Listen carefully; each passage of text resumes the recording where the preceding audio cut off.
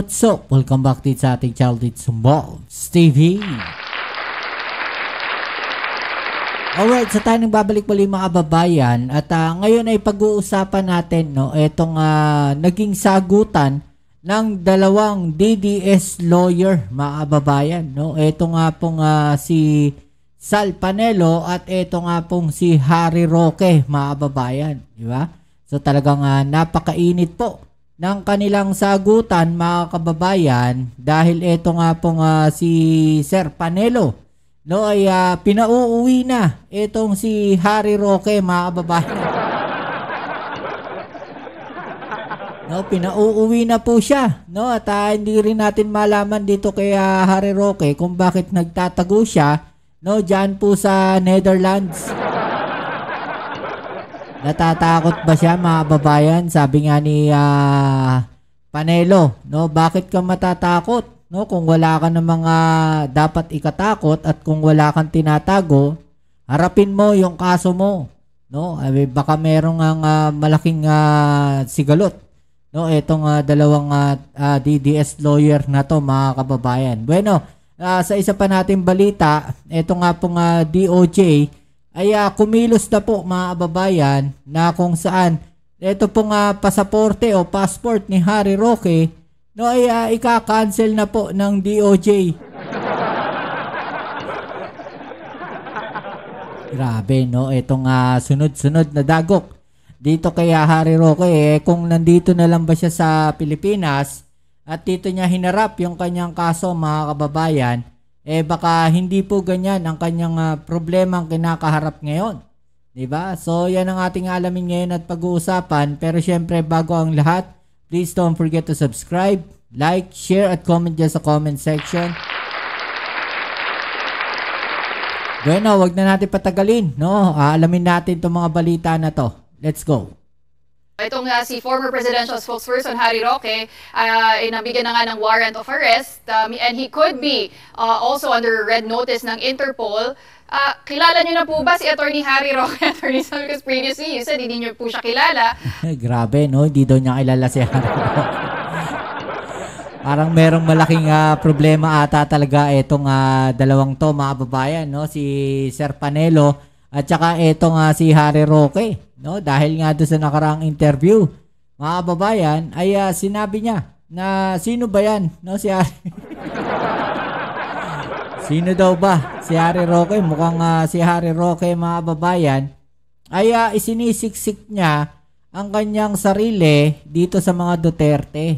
Kung maalala ninyo, nung hinuli etong dating Pangulong Duterte at dinala po dyan sa The Hague, sa The Netherlands.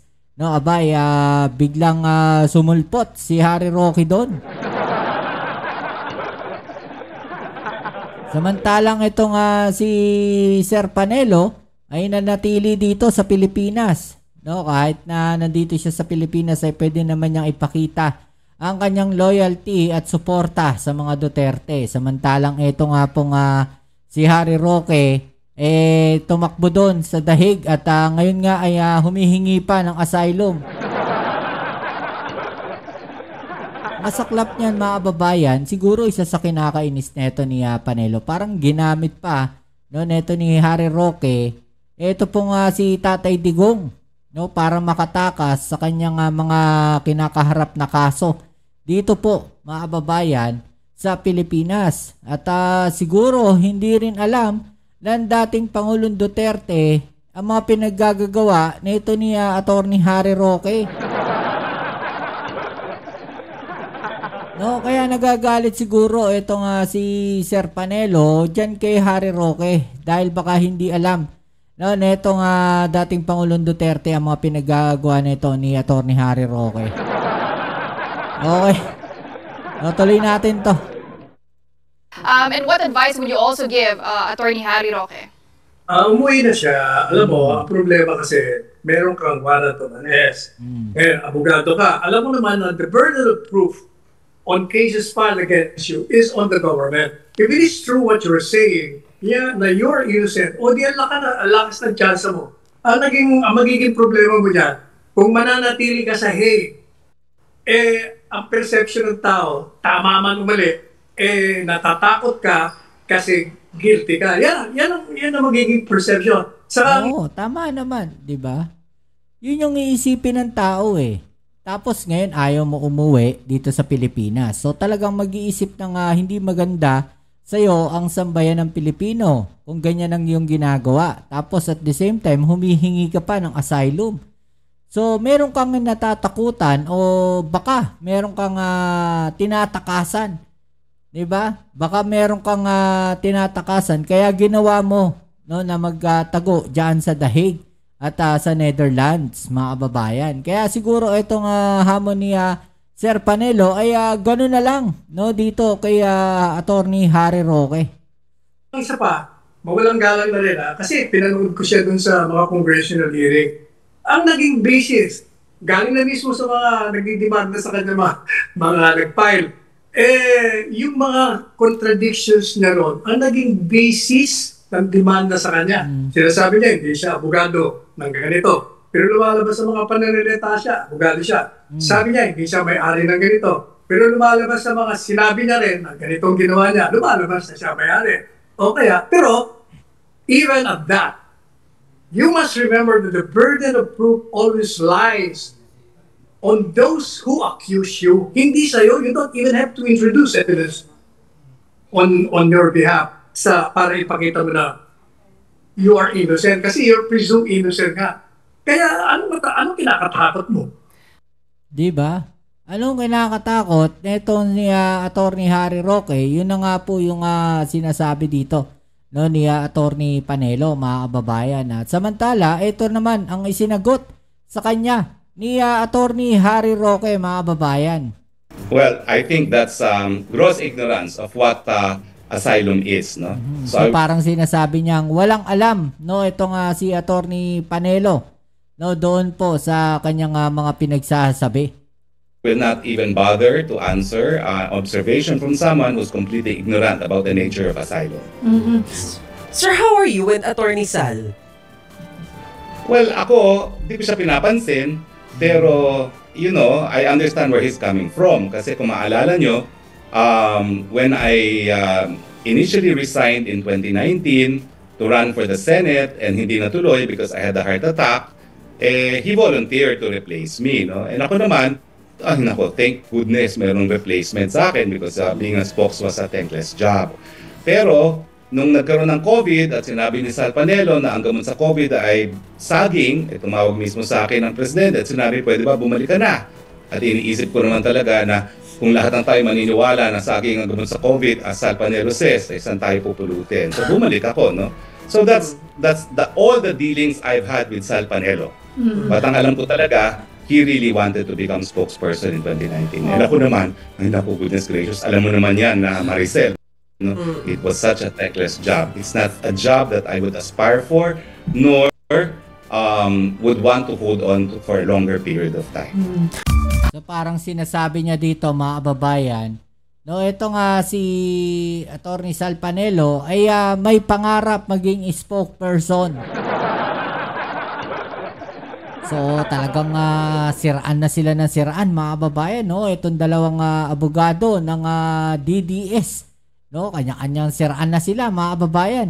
Samantala, ang DOJ ay kumilos na, mga kababayan, dito po sa request ng cancellation ni Attorney Harry Roque, yung passport po niya, mga kababayan. Okay, so alamin natin yung balita na yan. Let's go. Ihilingin ng Department of Justice ang pagkansela sa pasaporte ni dating presidential spokesperson Harry Roque. Nagbabalita at nagseservisyo mula sa DOJ, si Steve Rash. Steve! Yes, Tony, sa ambush interview ni Linaw, nirimulya na sakaling makansela ang pasaporte ni Roque. Siya ay tuturing na undocumented alien pero hindi pa rin siya agad mababalik sa Pilipinas dahil sa kanyang hiling na asylum. Naniniwala si Rimulya na gumagaan ng maayos ang justice system sa bansa at makatitiyak na dadaan sa due process ang kaso ni Roque. I'm sure that the asylum application will have to be finished before it's acted upon in the Netherlands. But we know that the Netherlands will not tolerate a commission of crimes that are being charged. They will not tolerate. Inaanda na rin niya ng kagawaran ng mga dokumentong kinakailangan para maglabas ng red notice ng Interpol na makatutulong sa pag-aresto kay Roque. Una na nag-issue ng arrest warrant ang Angeles City Regional Trial Court laban kay Roque kaugnay ng kasong human trafficking na may kinalaman sa iligal na operasyon ng Pogo sa Porac, Pampanga. Yan mga kababayan, no? Pinapa-cancel na po ang pasaporte. No, neto ni Attorney Harry Roque mga kababayan at makikita natin talagang medyo lumiliit na ang mundo. No, neto ni Attorney Harry Roque dahil po sa kanyang mga pinaggagawa ngayon. Alam niyo kung wala talaga siyang itinatago mga kababayan at malinis ang kanyang konsensya, well, umuwi na lang talaga siya, no, dito sa Pilipinas at harapin niya yung mga kasong isinampa sa kanya. Kaysa nga naman nandiyan siya sa Netherlands, nag-isisik siya ng asylum, di ba mga kababayan, talagang pag-iisipan siya ng hindi maganda ng ating mga kababayan at iisipin talaga na siya po ay guilty sa kanyang mga pinaggagawa. No, at siya nga po mga kababayan ay inaakusahan ng isang mabigat na kaso, human trafficking. Ibig ba sabihin na nagpapapasok siya ng mga Chinese dito sa Pilipinas? Kasabot pa siya? Netong mga pogo na to, siya ba isa sa dahilan kung bakit maraming mga Chinese na illegal ngayon sa Pilipinas na gumagawa ng hindi maganda? Kaya dapat, itong si Attorney Harry Roque ay bumalik na dito sa Pilipinas. Huwag na siyang magtago doon sa Netherlands at mag-seek ng asylum. Kung wala ka talagang kasalanan, Attorney Harry Roque, bumalik ka rito. Huwag ka mag-seek ng asylum dyan. Dahil parang nagpapalusot ka na lang at humahanap ka na lang ng dahilan para ikaw ay hindi masampahan ng kaso. At para matakasan mo, ganyan iniisip ng mga babae natin para matakasan mo yung kasong isinampa sa'yo. Diba? Magpaliwanag ka. Linisin mo yung pangalan mo. Okay? So yan muli, maraming salamat sa lahat ng mga patuloy na kasuporta dito sa ating channel. Kita-kits tayo sa ating next video upload. Ito muli ang inyong Kuya Mopsit Sumballs TV. Peace. I'm out.